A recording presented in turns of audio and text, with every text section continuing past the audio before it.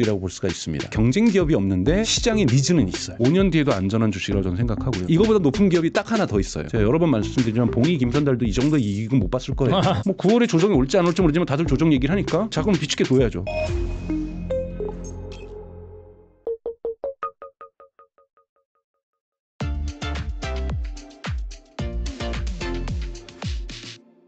그리고 삼성전자에 이어서 LG에너지솔루션도 최근 해외에서 6조 원 규모의 LFP 배터리 수주 계약을 체결했는데 그 상대가 테슬라의 가능성이 높다 그렇게 이제 얘기가 나오고 있더라고요. 테슬라죠. 네.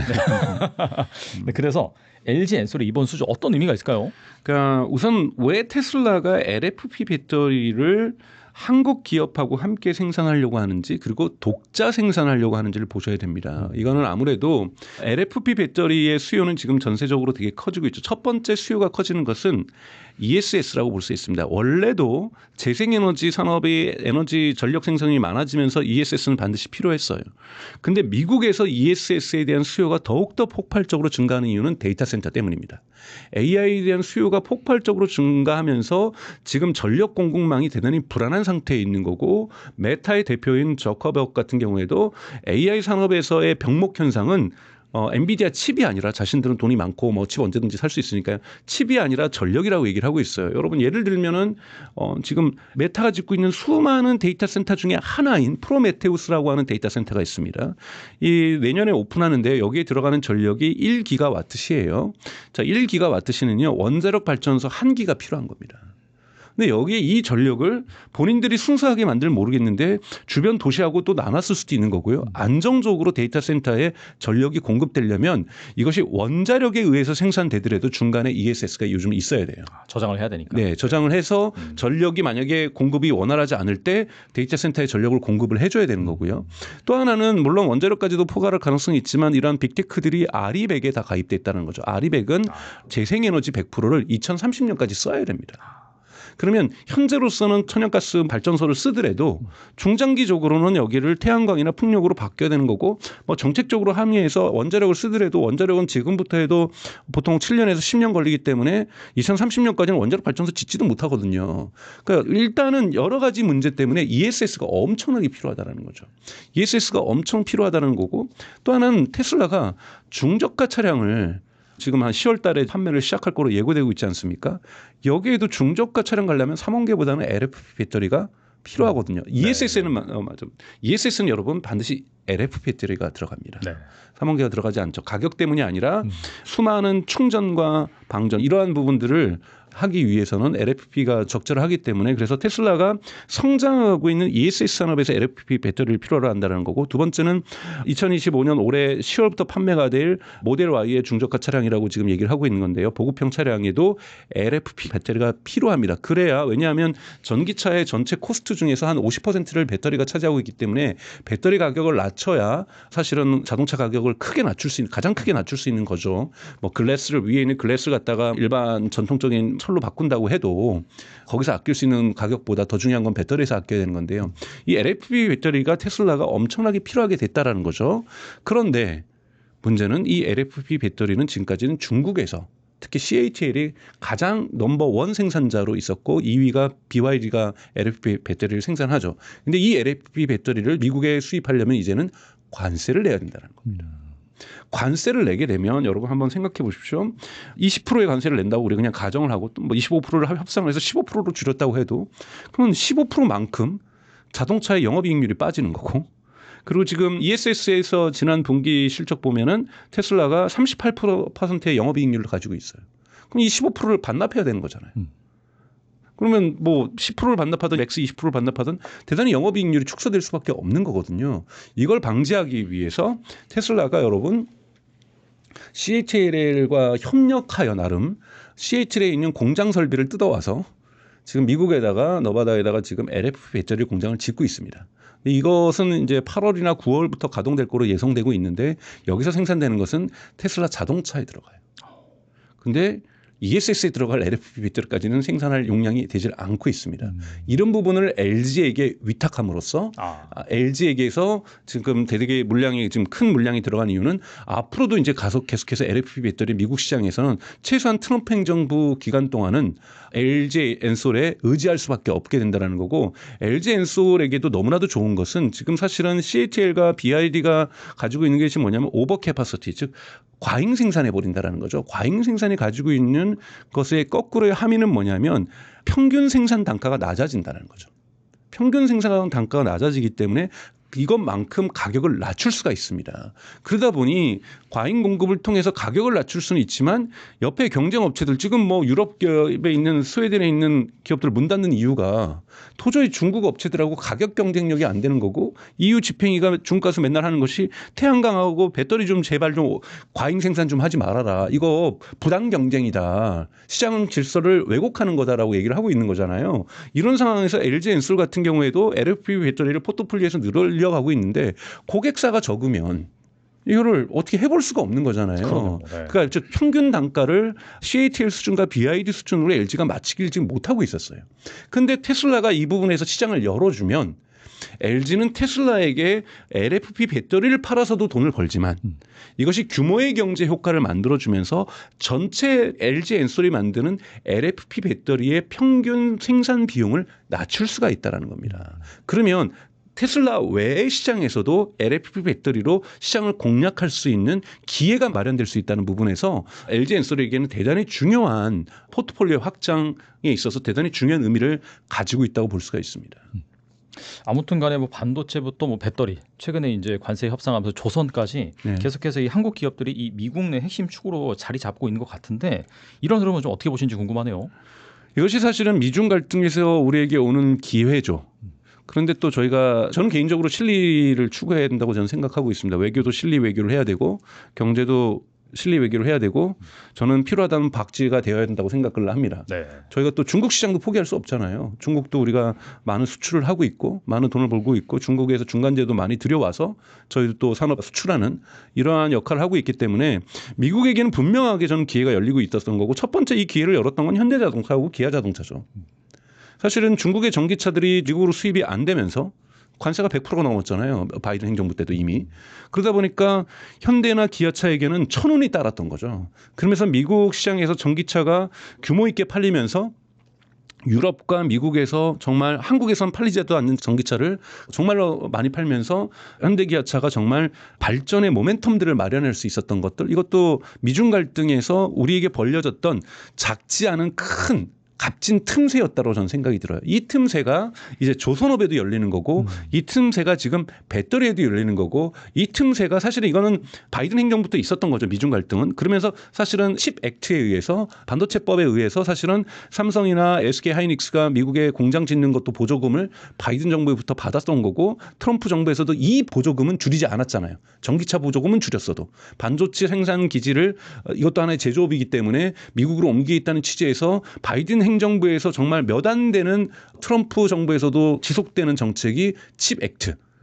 이런 부분이고, 여기에서 틈이 열렸고 이것이 지속적으로 미중 갈등 속에서 트럼프 행정부로부터 혜택을 받을 수 있는 이러한 부분이 지금 삼성 반도체에게도 열렸다는 부분에서 한국이 지금 내수 시장도 위축되는 건 말할 것도 없고, 사실 수출 경제에도 대단히 흔들린 부분들이 있었죠. 중국하고 경쟁되면서 화학 시장들이 무너진다든지 여러 가지 부분에서 우리가 경쟁력들을 잃어가고 있었는데, 이번 미중 갈등 속에서 한국에게 다양한 큰 산업, 한국에서도 되게 중요한 산업이죠. 반도체, 자동차의 배터리, 2차 전지 이런 부분들 에서 기회가 생겼다라는 것은 이 기회를 이용해서 그 이후로 더 글로벌로 성장할 수 있는 발판을 마련해야 된다고 저는 보고 있습니다. 좋은 기회로 잘 잡아야겠네요. 테슬라 얘기 좀 해보겠는데요. 테슬라가 2분기 매출과 순이익이 10% 이상 감소하면서 실적 부진을 겪었습니다.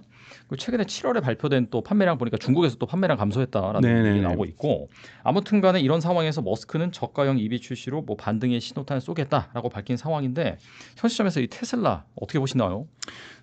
테슬라는 상당히 이제 자동차 기업에서 AI와 로보틱스 기업으로 분명히 성격 전환을 하고 있습니다. 그럼에도 불구하고 자동차가 가지고 있는 사업 부분이 가지고 있는 의미는 두 가지가 의미가 있습니다. 하나는 많이 팔려야 됩니다. 그래야 데이터도 많이 모을 수 있고. 그렇죠. 네. 그리고 여기가 많이 팔려야 여기다가 로보택시, 그러니까 자율주행을 해서 서비스로 돈을 벌 수도 있는 거고요. 그래서 자동차는 계속해서 꾸준히 팔려야 된다는 거가 있고요. 그리고 자동차에서 테슬라가 영업이익률이 꽤 괜찮았었어요. 근데 이번에 2분기 실적에서 사실은 자동차 부분만 떼어놓고 보면 여기에 탄소 배출권을 떼어놓고 보면 영업이익률이 정말 오래간만에 마이너스로 전환됐습니다. 대단히 좋지 않은 거죠. 하지만 누적된 370억 달러에 가까운 캐시플로우가 있기 때문에 프리 캐시플로우가 있기 때문에 견뎌내는 건데요. 뭔 말이냐면 AI하고 로보틱스 기업으로 전환하기 위해서는 막대한 돈이 필요합니다. 투자가. 그렇죠. 네. 카펙스 투자가 필요한데요. 그렇잖아요. 데이터를 모으는 거 그거를 데이터 센터에서 학습시키는데도 엄청난 데이터 컴퓨팅 파워가 필요하고 그걸 위해서 도조 슈퍼컴퓨터를 계속해서 확장하고 있고 여기에도 고급 인재들 인건비 높은 인재들 계속 필요로 하죠. 또 휴머노이드 로봇 얼마나 많이 티머스 여기다 R&D 투자가 있어야 됩니까? 정말 말도 못하게 있어야 되죠. 이거를 제조하려고 생각해 보십시오. 이것의 벤더들하고 같이 협업하면서 부품 하나 하려고 하면은 정말 웬만하면은 큰 투자 받지 않으면 이거는 망하는 될 수가 없는 사업이잖아요. 중국 정부가 얼마나 휴머노이드 사업에 국가가 지원을 해주고 있습니까? 이제는 테슬라는 국가 지원을 못 받는 상태에서 휴머노이드를 자기가 벌어서 만들어야 되는 상황이고요. 로보택시도 마찬가지잖아요. 지금 텍사스 오스틴에서 로보택시를 지금 작동시키고 있고 캘리포니아에서도 이제 작동을 시키고 있는데 여기에 백오피스까지도 만들어야 됩니다. 백오피스라는 건 뒤에 그건 법제화되어 있거든요. 규제 상황 속에서 최소한의 백오피스를 운영하면서 이 모니터로 다 봐야 되죠. 그리고 그것들 지금 현재는 당장 못 보더라도 계속해서 운영 테스트 해야 되죠. 옆에 안전감독관 당분간 앉아 있어야 되죠. 엄청난 비용이 든다라는 거예요.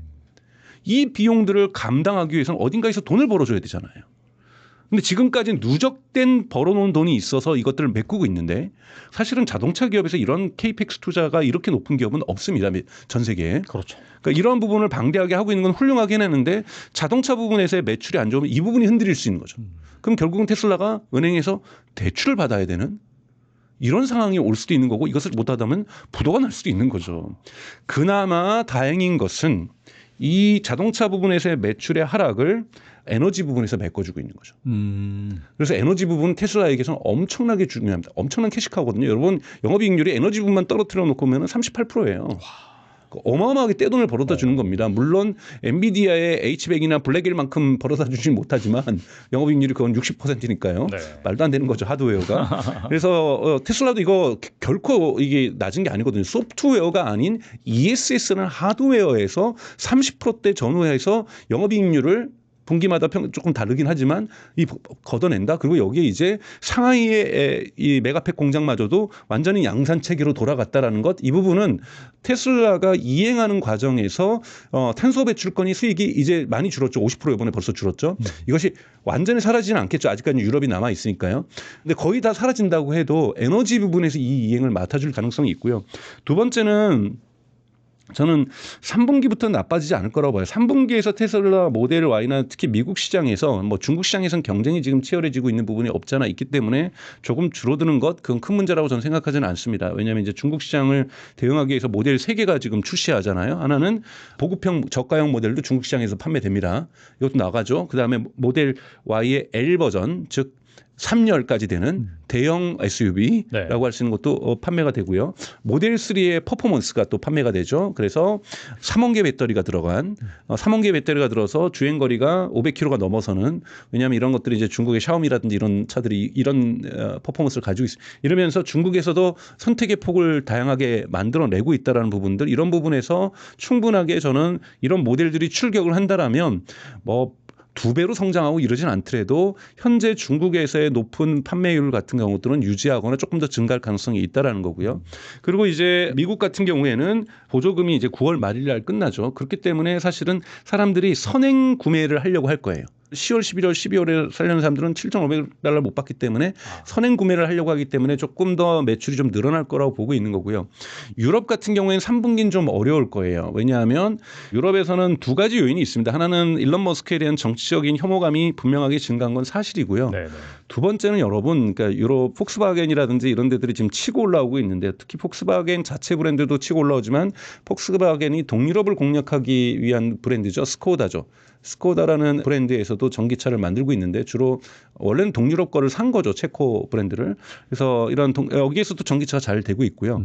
폭스바겐도 되게 저가형 전기차를 만들면서 지금 선방을 하고 있고 그다음에 르노나 시트로엔 같은 경우에도 푸조 같은 경우에도 중저가형 전기차를 지금 유럽에다 판매를 하고 있고 심지어는 피아트도 중저가 차량을 지금 유럽에다 판매를 하면서 사실은 중저가 차량으로 물론 BMW나 벤츠는 존재하고 있지만 이 전기차의 시장 구조가 중저가 차량으로 확대되고 있어요. 그런데 테슬라는 여기에 FSD도 못하고 차량은 비싸고 또 브랜드에 대한 이미지도 훼손됐고 이러다 보니까 지금 유럽 시장에서 좋지 않은 결과를 보여주고 있는 건 사실인 거고요. 이거보다 더 근데 악화되지는 저는 않을 거라고 보고요. 그래서 4분기에 출시되는 중저가 보급 차량은 대단히 중요하다고 좀 보고 있습니다. 4분기에 출시할 수밖에 없는 것은 제가 경영자라도 4분기에 출시할 것 같아요. 3분기 출시한다라는 것은 지금 모델 Y를 열심히 살려고 하잖아요. 미국에서 특히. 네. 그런데 거기다 $7,500에다가 찬물을 끼얹은 거죠. 그러네요, 진짜. 네, 그러니까 그거는 그때까지 팔 수 있도록 놔둬야 되는 거고 또 하나 미국에서 중저가로 가기 위해서는 LFP 배터리가 양산이 많이 돼야 됩니다. 그러면 그 공장이 완공되는 8월 달을 기다릴 수밖에 없는 거고요. 완공된다고 해서 바로 또 배터리가 양산되는 게 아니잖아요. 시행착오 겪으면서 한 달은 최소한 걸립니다. 그러면 9월 달 중순부터 쏟아져 나올 거라고 보는 거고 빨라야. 그러면 이 배터리가 테슬라 차량으로 들어가서 보급형 차량이 들어가서 10월 달부터나 판매가 될 수 있는 거고요. 자, 이렇게 되면 10월 달부터 전 세계적으로 테슬라의 중저가 차량이 등장하는 거고요. 자, 중저가 차량이 등장하게 되면 여러 가지 무조건 긍정적인 요소만 있는 게 아니에요. 저만 해도 그러면 모델 Y 주니퍼 안 사고 중저가 차량 사야지. 이건 뭡니까? 이걸 카니발리제이션, 그렇죠. 그러니까 잠식 효과죠. 즉 결국은 그렇게 되면 모델 Y 주니퍼의 판매가 떨어질 수가 있어요. 그런데 테슬라한테 지금 중요한 것은 물론 중저가 차량이 영업 마진율이 좀 떨어지긴 합니다만 자동차 총량이 많이 판매되는 게 중요합니다. 왜 중요하냐? 첫 번째 데이터를 많이 모을 수 있습니다. 그렇죠. 그래야 자율주행 기술이 더욱더 진화할 수 있으니까요.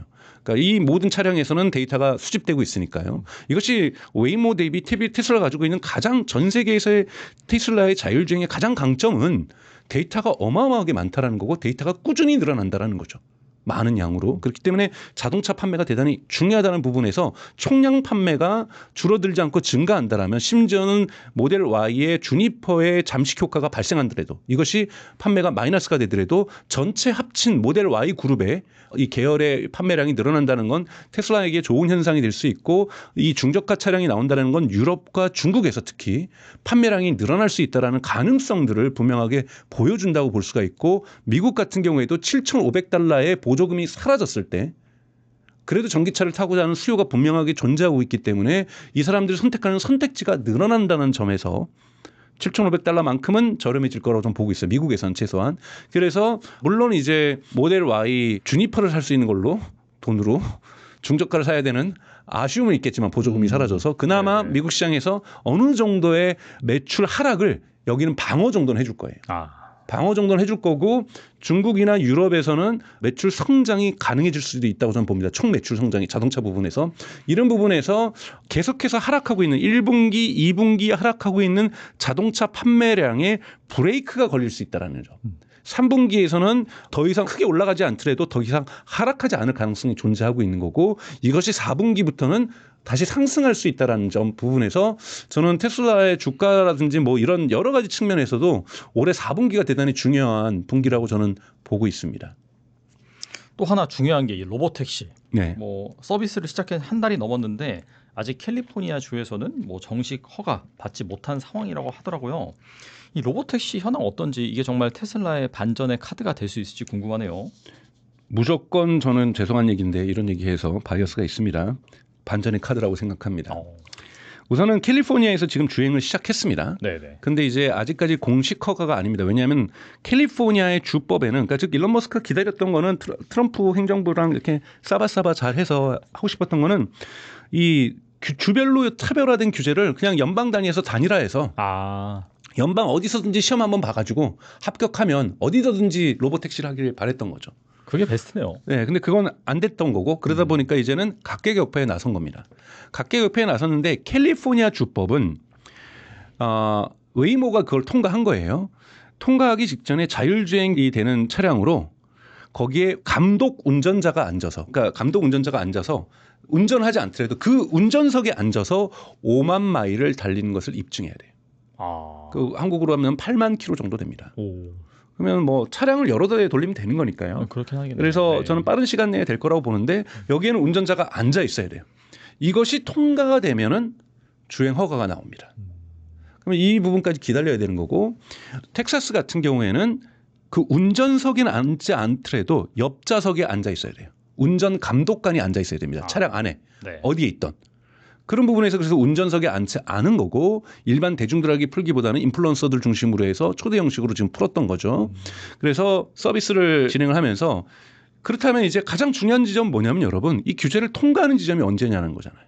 그건 뭐냐, 뭘로 알 수 있습니까? 오스틴에서 운전 감독관, 즉 조수석에 앉아 있는 운전관이 이 사람이 하차할 때, 완전히 하차해서 다시는 승차하지 않을 때, 네. 그것이 언제쯤 될 것인가? 그리고 캘리포니아에서 운전석에 앉아 있는 운전 감독관이 하차해서 다시는 그 운전석은 비워둘 수 있는 그 시점이 언제일 것인가가 사실은 로보택시의 확장이, 그것이 통과되면 테슬라는 언제든지 거기다 오스틴에 10만 대, 캘리포니아에 30만 대 이렇게 차량을 풀어버릴 수가 있는 거거든요. 왜냐하면 차량이 웨이모처럼 특수 제작하는 차량이 아니기 때문에 그렇죠. 그냥 모델 Y에, 그리고 내년부터 사실은 테슬라는 이것이 올해 말에 통과되기를 원할 겁니다. 그러면 내년에 아예 사이버캡을 풀어버리면 되니까요. 내년부터 사이버캡이 생산된다는 건 12월부터 시제품들이 좀 나오겠죠. 그래서 저는 테슬라 성장의 모멘텀은 사실은 저는 11월 정도에 오스틴에서는 운전 감독관이 내릴 가능성이 있다라고 얘기를 하고 있어요. 지금 정도의 주행 거리가 모아진다라면 내려갈 것이고, 그다음에 캘리포니아 같은 경우는 내년 초가 되지 않을까 이렇게 보고 있습니다. 그럼 내년 초에 운전 감독관이 운전석에서 내리면서 하차하면서 이때부터 사이버캡을 여기다 투여한다라면 캘리포니아하고 텍사스만 해도 여러분 인구가 많이 살고 있는 미국의 대표적인 주죠. 미국의 4대 인구가 많은 주가 있습니다. 여러분 아시는 것처럼 캘리포니아주, 텍사스주, 플로리다주, 뉴욕주죠. 뉴욕시죠 사실은. 이 네 개에서 허가를 받는 것이 가장 중요한 거죠. 그런데 지금 캘리포니아는 들어가고 있는 거고, 그다음에 오스틴도 들어가고 있는 거고요. 그다음에 이번에 테슬라 여러분들도 검색하실 수 있어요. 테슬라.com 들어서 US에 들어가서 보면은 인력 공고란이 있습니다. 인력 공고란에 운전 감독관도 뽑고 있더라고요. 거기에 들어가서 제가 보니까 플로리다도 뽑고 있어요. 사람을. 네. 근데 아직 시작 안 했지만 곧 준비하겠다는 거죠. 그리고 너무나도 중요한 것은 뉴욕시티의 브루클린이라는 특수 지역에서 운전 감독관 할 사람을 뽑고 있다는 거예요. 그러니까 즉 뉴욕도 공략하겠다라는 거죠. 이런 부분에서 미국의 대표 4개 주나 도시라고 할 수 있는 이러한 캘리포니아, 텍사스, 플로리다주, 그다음에 뉴욕시티 같이 테슬라가 지금 공략하고 있다는 것은 중요한 의미고, 여기에서도 이제 규제를 통과하기 위한 또 시간이 걸리겠죠. 이것은 뭐 또 4, 5개월이 걸릴 수 있겠죠. 그래서 그 주마다 규제법이 다르니까요. 그래서 이런 부분들을 통과해낸다라면 내년 상반기 정도에는 이 4개 주에서 작동하게 되면 대단히 큰 의미의 로보택시 산업이 될 수가 있다. 왜냐하면 차량에서 탑승자가 내리는 순간 대단히 대규모로, 쉽게 얘기해서 물량 공세를 하면서 실질적인 AI 매출을 발생시킬 수가 있다는 거죠. 지금 이제 가격표가 나왔는데, 물론 가격표는 최종적으로 변화할 수가 있습니다. 기본 요금 1달러에 1마일당 1달러잖아요. 지금 이것이 이제 발표된 현재 가격인데 물론 변동될 수 있습니다만, 이것만 해도 다이나믹 프라이스라 해서 이것이 기본 출발이고 테슬라도 저녁 시간에 출퇴근 시간에 가격이 올라갈 수 있어요. 그래서 1마일당 2달러로 올라갈 수 있는데 이것만 해도 벌써 기본 세팅만 해도 우버보다 40몇 % 싸요. 이러면 경쟁력이 있는 거고, 그리고 웨이모보다는 더 쌉니다. 네. 충분히 시장 파괴력을 가질 수가 있다는 부분에서 저는 로보택시는 이제 올해 4분기부터 폭발적인 성장을 시작할 가능성들이 대단히 높다라고 저는 생각이 들어요. 물론 주가가 폭락할 수도 있습니다. 그래서 시작했더니 인명피해가 있는 큰 사고가 났다. 날 수 있죠, 여러분. 기술인데요. 네. 그렇죠. 네. 충분히 그럴 수 있습니다. 얼마나 많은 배들과 얼마나 많은 비행기가, 라이트 형제가 비행기 만들고서 추락하고 얼마나 많은 배들이 타이타닉부터 해서 네. 침몰하지 않을 거라고 생각했던 배들이 침몰했습니까? 자동차도 지금까지 얼마나 많은 차량들이 사고가 나고, 매년 미국에서만 매년 4만 명이 죽습니다, 여러분. 그런데 아무리 좋은 기술이라고 해도 자율주행이라도 사고가 전혀 안 날 수가 없거든요. 근데 테슬라가 사고 나면은 대서특필이잖아요. 왜냐하면 워낙 독자들이 좋아하시고 시청자들이 좋아하시니까 네. 그러니까 이런 부분들의 버즈라인 클 수 있는데 테슬라도 사고 날 수 있죠. 그런 부분에서 저는 그 부분을 가능성을 제로로 보지 않습니다. 절대로. 그냥 뭐 있지가 아니라 반드시 날 가능성이 있어요. 이럴 때는 주가는 또 일시적이지만 크게 폭락할 가능성이 있습니다. 왜냐하면 크루즈처럼 그런 사고가 나면 아예 샌프란시스코에서든지 이런 데서 너네 사업권 박탈할래. 이런 결과가 나올 수도 있는 거거든요. 맞아요. 네. 그래서 앞으로 폭발적 성장의 가능성도 있지만 위험 요소는 항상 기술은 가지고 있다라고 좀 말씀을 좀 드리고 싶습니다. 그리고 미국 AI 기업 팔란티어가 시총 20위권에 진입하면서 폭발적인 성장세를 나타내고 있습니다. 뭐 최근에 데이터 보니까 또 사상 최고가 얘기 나오고 있는데 반면 뭐 실적은 뭐 주가 상승대에 비해서 좀 너무 작은 것이 아니냐 이런 얘기도 나오고 있습니다. 이 팔란티어 어떻게 보시나요? 지금 이 촬영하고 있는 오늘 8월 5일 말씀을 드려야 될 것 같은데 오늘 실적 발표가 한국 시간으로 아침에 났죠. 맞아요. 네. 정말 사상 최고치의 실적이라고 볼 수가 있습니다. 우선 좀 실적을 좀 보면은 분기 매출이 물론 큰 돈 아니에요. 다른 기업에 비해서는 엔비디아나 뭐 테슬라에 비해서도 이 10억 달러를 넘었다라는 겁니다. 그러니까 1조를 넘은 건데요. 분기 매출이 1조가 뭐 얼마나 대단하겠어요. 근데 여기서 좀 보셔야 될 건데 이것이 처음으로 넘은 맨날 7억 달러, 8억 달러 하다가 지금 10억 달러가 넘었다는 부분에서 지금 어닝 서프라이징이죠. 시장의 컨센서스보다 높게 나왔다라는 거고요. 그리고 여기서 이제 좀 보셔야 될 것들은 미국 부분에서 팔란티어의 매출은 거버먼트 영역이 있고 커머셜 부분이 있습니다. 미국 부분에서의 매출 증가율이 93%예요. 어마어마하게 생각했다는 거고 고객 수가 40%는데 보통 그리고 팔란티어의 재무제표를 보면은 커머셜 어카운트라고 해서 고객 수를 발표하는데 고객 수도 40%가 늘었어요. 그래서 원래 295개였는데 미국의 250개 기업이 팔란티어를 쓰고 있었던 거죠.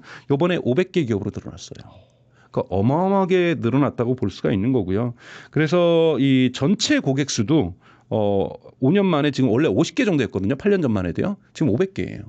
그러니까 이러한 부분들이 계속해서 늘어나고 있고 이번에 어닝콜 그러니까 알렉스 카프가 있었던 어닝콜에서 알렉스 카프가 뭐라고 그랬냐면 2030년까지 이 800개를 7,000개 만들겠다. 커머셜 기업 고객 수를.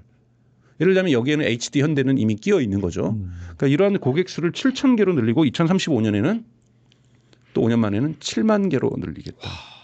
어마어마한 고객 수를 커머셜 부분에서 늘리겠다는 부분에서 대단히 성장 가이던스가 또 좋았습니다. 그래서 지금 사상 최고가를 찍었고 애프터 마켓에도 찍고 있죠. 그러니까 이렇게 지금 찍고 있는 부분들이 있다라는 거고요. 그리고 또 하나 팔란티어에는 AIP라는 게 있습니다. AI 플랫폼이라고 해서 이 AIP는 정말 팔란티어가 머리를 잘 쓴 거예요. 예를 들면 기업에서 요즘 다 AI 트랜스포메이션 하고 싶어 해요. AI 트랜스포메이션이라는 것은 기업에다가 업무에다가 AI를 적용해서 업무 효율화를 높여내는 거거든요. 네. 그런데 진짜 맨 땅에서 업무 효율화를 하려고 하면은 본인들이 가지고 있는 기존 시스템에다가 AI가 잘 안 맞아요. 되게 어렵게 되고 대부분 실패합니다. 네. 근데 팔란티어의 비싼 가격에 파운드리라고 하는 운영체계죠. 기업 운영체계라고 보시면 돼요. 여러분. 파운드리는 고담이라는 것은 국가 운영체계, 군대 운영체계, 경찰 운영체계라고 볼 수 있죠. 이미 운영체계를 팔란티어를 바꿔놨어요. 여기에다가 우리 이 부분에 AI 좀 도입하고 싶어. 여기에 우리 AI 도입하고 싶어. 그러면 개별적으로 서비스를 구매합니다. 그럼 여기에 전환이 이루어지는 거고 성공적으로 이루어져요. 상대적으로. 그러니까 이 AIP에 대한 매력도가 대단히 높습니다. 왜? 파운더리가 전제되어 있기 때문에. 운영체계가 전제되어 있기 때문에. 그렇잖아요. 우리가 운영체계가 안정적이에요. 여러분들이 거기다 각종 앱을 사서 앱이 잘 작동될 거 아니에요. 요즘 많이 좋아졌지만 윈도우즈 운영체계의 과거의 문제점이 뭡니까? 거기다 뭘 깔면은 자꾸 충돌이 일어나면서 프로그램 다운되고 저장하지 않았는데 컨트롤 S 안 눌렀는데 지가 문 닫아버리고 이런 일이 발생하는 거잖아요. 네. 그리고 제가 껐는데 업데이트 하란 말도 안 했는데 업데이트 하겠습니다. 이렇게 나오는 거잖아요. 운영체계가 안정적일수록 여기에 앱들이 잘 붙습니다. 그러니까 이 운영체계가 팔란티어가 점점 진화하고 있는 상태에서 개별 AI 솔루션들이 잘 붙고 있는 거죠. 이런 부분에서 매출 성장도 있는 거고요. 그래서 팔란티어의 이 성장 전망은 좋다. 보통 성장 전망을 볼 때 룰 오브 40라는 단어를 씁니다. 매출 성장률하고 영업이익률을 합쳐요. 그래서 이것이 40이 넘으면은 성장주라고 얘기를 해요. 그리고 40이 넘으면 좋다라고 얘기해요. 작년 2024년 3분기 때 팔란티어가 60을 넘었습니다. 근데 작년 여러분 기억나시죠? 3분기 발표 그 60 넘었다는 발표부터 팔란티어 주가가 올라서 지금 1년 만에 지금 500% 올랐잖아요. 어마어마하게 오른 겁니다. 작년 뭐 봄에 비하면은. 그런데 이 4분기 때 84를 기록을 해요. 그리고 이번 1분기 때도 80 몇 달을 기록을 합니다. 더 성장해서. 이번 2분기 나왔어요. 94. 어마어마한 겁니다. 여러분 물론 이거보다 높은 기업이 딱 하나 더 있어요. 인류에. 엔비디아. 120%입니다. 왜냐하면 영업이익률을 더하는 거기 때문에 엔비디아는 영업이익률이 60%잖아요. 네. 그러니까 기본이 60이에요. 그래서 엔비디아를 쫓아갈 기업은 없습니다. 엔비디아가 탑이고요. 두 번째가 이 팔란티어라고 볼 수 있습니다. 그래서 팔란티어의 성장 가능성은 매우 높습니다. 다만 팔란티어의 흔히 말하는 forward P 레이쇼가 그러니까 앞으로 이제 매출 성장률 대비해서 매출 규모 대비해서 이 주가를 하게 하면은 200이 넘어요. 그러니까 너무 좀 흔히 말하는 하이 밸류에이션, 그러니까 기업 평가, 기업 가치가 너무 지나치게 높다라는 단점 분명하게 존재하고 있어요. 사실 매출 얼마 되지도 않는데 성장률은 뛰어나지만 영업이익률도 뛰어나요. 40%가 넘어요. 그러니까 이 팔란티어도 그러니까 영업이익률도 뛰어나고 계속해서 성장도 하고 있고 앞으로 성장할 시장도 흔히 말하는 TAM이라고 하죠. 토탈 어드레서블 마켓도 어마어마하게 큽니다. 왜요? 지금 이제 800개인데 목표가 7만 개니까요. 그러니까 어마어마하게 여러분 800개가 기업 지금 현재 고객 수인데 7만 개로 성장하겠다라는 것 앞으로 10년 안에 떼돈을 벌겠다라는 거잖아요. 그러니까 앞으로 10년 동안 꾸준히 성장할 거라는 거예요. 그래서 또는 5년만 보시더라도 7천 개잖아요. 그러니까 꾸준히 성장을 하겠죠. 그래서 저는 5년, 10년을 보고서 투자할 기업이라고 저는 생각이 들어요. 다만 이 하이 밸류에이션이라는 건 뭐냐면 기업 가치가 높게 평가했다라는 것은 단기간에는 변동폭이 클 수 있다는 얘기입니다. 그렇죠. 네.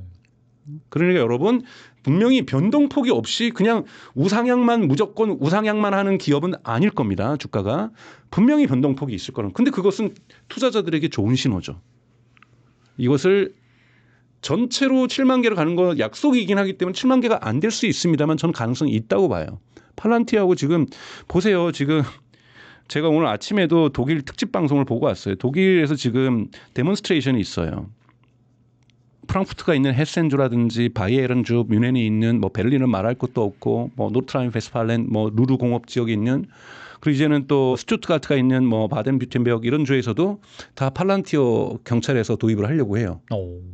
그러니까 이미 그러니까 도입을 했고 이제 바덴뷰텐베르크 도입을 추가로 하려고 하고요. 베를린은 이미 도입을 했고요. 그랬더니 팔란티어에게 이 미국 독일 시민들의 데이터 정보가 다 넘어가는 거니 이거는 국가 데이터 안보에서 문제가 있다라고 데모가 있어요. 그런데 이 행정부에서 하는 변명은 뭐냐면 비교할 수 있는 기업이 없다. 대체 불가능한 게 없다. 대체 불가능이다. 여러분 독일 같은 부분에서 자기들의 경찰에서 쓴다는 건 뭐냐면 시민들 데이터가 넘어가는 거예요. 그렇죠. 네. 그런데도 왜 고려를 안 했겠어요? 대체 가능한 기업을? 열심히 찾았겠죠. 자국 내서 열심히 찾았겠죠. 네. 해외 기업에서도 찾았겠죠. 경쟁이라도 붙이려고. 네. 없어요, 여러분. 현존하는 지금 팔란티어의 경쟁 기업이 없는데 시장의 니즈는 있어요. AI 정부 만들겠다, AI 국방 하겠다, AI 경찰 하겠다, AI 기업으로 전환하겠다. 시장의 수요는 폭발적으로 증가하고 있는데 대체 기업이 없다라는 것. 전 7만 개 성장의 가능성 또는 뭐 7만 개는 아니더라도 7천 개까지 성장하는 것. 저는 충분히 가능성이 있다고 보고 있습니다. 그러니까 이것이 독일에서의 어제 있었던 뉴스 보도의 사례가 저는 보여주고 있다라는 거예요. 알터너티브를 찾고 싶어도 알터너티브를 못 찾고 있는 이 상황. 이 상황을 보신다라면 당분간 성장 가능성이 있다. 하지만 평가가 되게 높기 때문에 단기간에 출렁임이 있을 것이다. 그럼 거기에 맞는 여러분들이 현명한 투자 전략을 세운다라면 저는 중장기적으로 팔란티어는 대단히 투자자분들에게 리턴이 확실한 그런 기업이 되지 않을까 이렇게 생각하고 있습니다. 아무튼 간에 AI의 제2의 사막이 열리는 지금 뭐 테슬라, 엔비디아, 팔란티어 이런 기업들이 화제가 되고 있는데 이외에 다음 주자가 될 기업이나 뭐 밸류체인 좀 그런 발굴할 팁이라든지 그런 섹터라든지 뭐 그런 기업들 뭐가 있을까요? 우선은 AI 기업들에 집중하신 게 맞죠. AI와 관련된 모든 기업들을 보시는 게 맞고 엔비디아 저는 기본 포트폴리오로 담아가야 될 주식이라고 저는 생각이 들어요. 그러니까 엔비디아는 앞으로도 계속 시장 점유율은 줄어들 수 있지만 엔비디아에 저는 매출이 줄어들 거라고 저는 생각하지는 않습니다. 그래서 물론 가장 중요한 건 성장의 속도죠. 성장의 속도도 빠를 거라고 봅니다. AI 경제는 이제 시작된 거예요. 저는 2막이 시작되고 있다고 말씀하셨던 것처럼 2막이 시작되고 있다는 거고 B2C 시장도 지금 열리기 시작하고 있는 거고 B2B 시장에서는 이미 시장이 크게 확장되고 있는 것을 이번에 누가 입증했습니까? 마이크로소프트 애저의 성장률이 36%였고 그다음에 이 구글 클라우드가 35%였고 AWS의 성장률이 17.5% 이것만 해도 높은 건데 왜냐하면 AWS가 시장 넘버 1이잖아요. 네. 넘버 1인데 17.5%만 해도 좋은데 야 2위나 3위는 30%씩 넘겠는데 너네는 17%밖에 못했어? 해서 주가가 지금 아마존이 떨어진 거잖아요. 근데 이게 뭡니까? 다 AI 매출이라는 거예요. 기업들이 AI에 관련되는 걸 실행하기 위해서 클라우드로 계속 오기 시작하는 거고 이번에 엔비디아가 마이크로소프트에 주장한 게 뭡니까? 코파일럿 즉 챗GPT의 기업용 버전을 마이크로소프트에서 이름 바꿔서 제공해 주고 있죠. 이것의 MAU 이거 다 유료입니다. 여러분 무료가 아니에요. MAU가 물론 이제 끼어 팔기를 하죠. 그러니까 코파일럿을 무료로 쓰기 위해서는 클라우드로 간다든지 뭐 여러 가지 있습니다만 1억 명을 넘어섰다라는 거예요. 기업에서 열심히 쓰고 있다는 거잖아요. 그러니까 즉 AI가 거품이 아니라 실제 경제에서 중요한 역할을 B2B 시장이나 B2C 시장에서 하기 시작한다라는 거고 그러면 데이터 센터는 더 필요하다라는 거고 이런 부분에서 엔비디아의 성장세를 의심할 수 없다. 여기에 NPU 경쟁자가 아무리 나타나고 ASIC 컴퓨터로 만드는 뭐 칩이 늘어나는 TPU라든지 이런 것들이 브로드컴이나 마블 테크놀로지에서 만들더라도 AMD가 공략을 하더라도 시장 사이즈가 커지기 때문에 엔비디아의 매출은 물론 엔비디아의 이 높은 60%라는 말도 안 되는 이 영업이익률 하드웨어를 만들면서 인류 역사상 없었던 기업이죠. 제가 여러 번 말씀드리지만 봉이 김선달도 이 정도 이익은 못 봤을 거예요. 그건 뭐냐면 그만큼 고가라는 거고 가격을 깎을 수도 있는데 안 깎고 있다는 거잖아요. 엔비디아가. 60% 보면 전 세계를 위해서 40%만 영업이익률 가고 20%만 깎아도 얼마나 전체 경제에서 효율성이 높아지겠는데 엔비디아 끝까지 60% 고사하고 있는 거는 뭐냐면 아직 우리를 경쟁할 기업이 없다라는 거죠. 근데 여러분 설계를 마치고 생산돼서 퍼지는 데까지 보통 리드 타임이라고 하죠. AI 가속기 관련된 것들이 보통 맥스 2년까지도 걸립니다. 그러면 엔비디아는 앞으로 2년 동안은 지속 성장한다라는 거예요. 영업이익률도 계속 높은 채로 이런 부분을 좀 보실 필요가 있다라는 말씀을 드리고 싶고 아니 마이크로소프트나 메타나 아마존이나 구글 다 좋아요. 근데 여기에는 이제 공격이 있죠. 챗GPT가 이제 본격적으로 컨슈머 시장으로 들어가기 시작하면서 SNS도 하려고 하죠. 그럼 메타 공격할 거고 저는 메타가 잘 방어할 수도 있다고 봅니다. 누가 이긴다는 얘기 말씀드리는 건 아니에요. 그러니까 도전이 조금씩은 있어요. 구글에도 검색 시장 지금 도전하고 있는 거고요. 아마존도 지금 오픈 챗GPT가 미국에서는 장바구니 서비스를 도입을 했습니다. 챗GPT 열면 장바구니가 있는 거예요. 그러니까 다른 데 가서 구매하면은 챗GPT가 자기 장바구니에 담아요. 여기에서 물건을 구매하고 주문할 수 있고 배송 조회를 할 수 있는 이런 쇼핑 서비스에도 지금 공격을 시작을 한 거고 있는 거고요. 이런 부분에서 이런 기업들은 조금의 중장기적인 단기적인 리스크 아닙니다. 리스크가 있죠.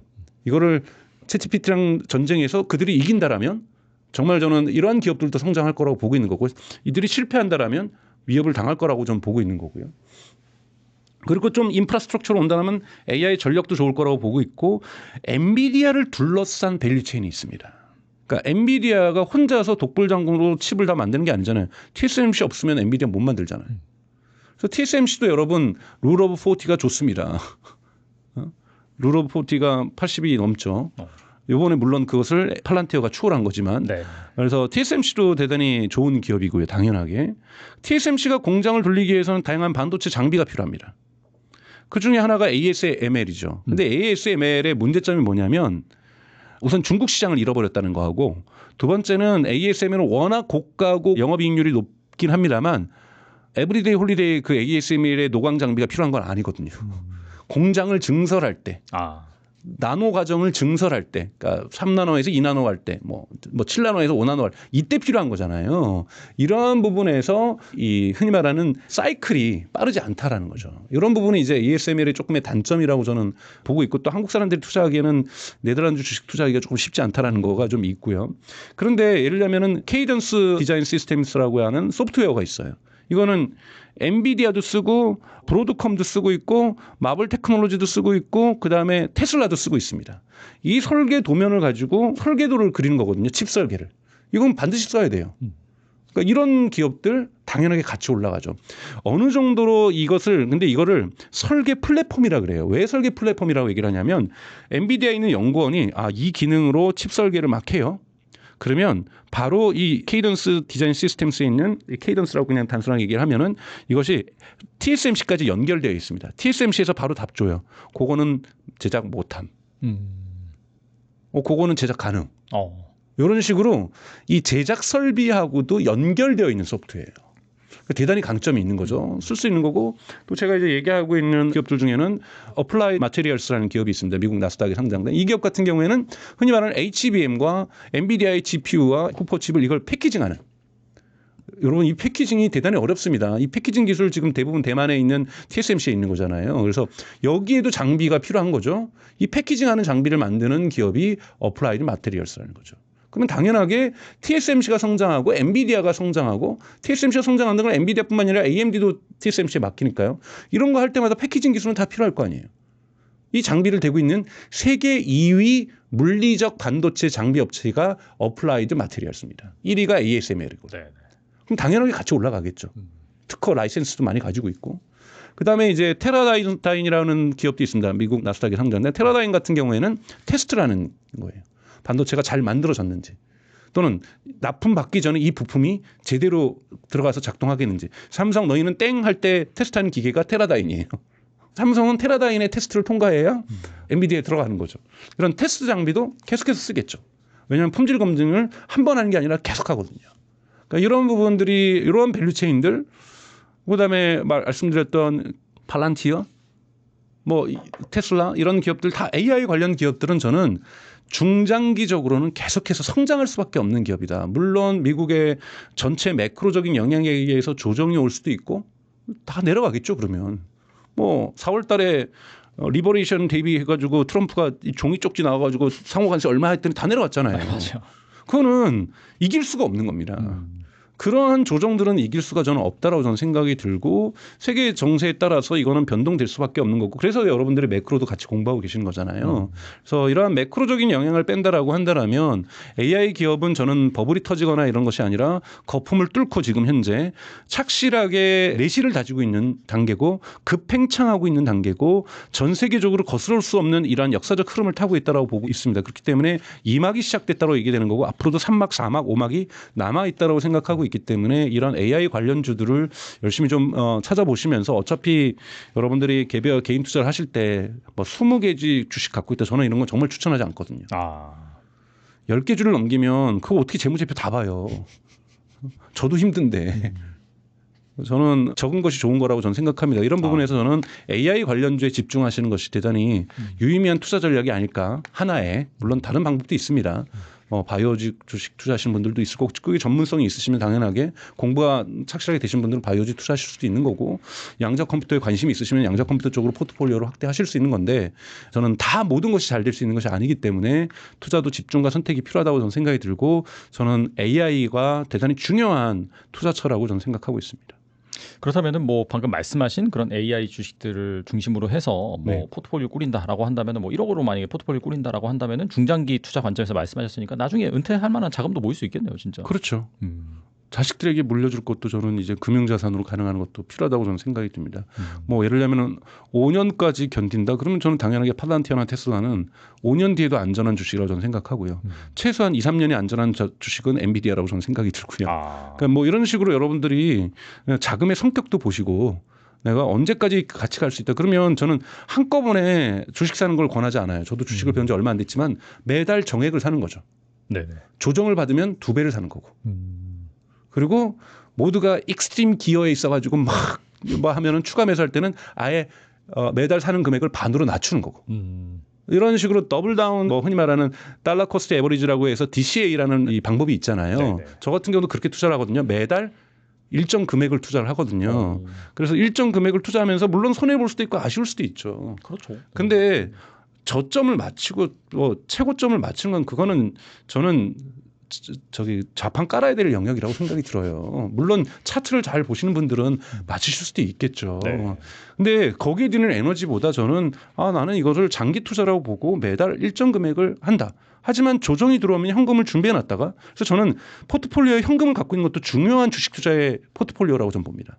그래서 보통 그래서 요즘 같은 경우는 20%에서 30%까지 갖고 있으라고 얘기를 하잖아요. 그럼 조정이 오면 4월 달에 그 조정 기간에 들어갔던 사람들 얼마나 이익을 받겠어요. 뭐 9월에 조정이 올지 안 올지 모르지만 다들 조정 얘기를 하니까 자금을 비축해 둬야죠. 그때 들어가서 매달 사는 것을 예를 들면 100만 원 사다 보면 조정 기간은 200만 원 사는 거고 그리고 엑스트림하고 지금 막 정고점 찍고 막 이러면은 50만 원 들어가는 거죠.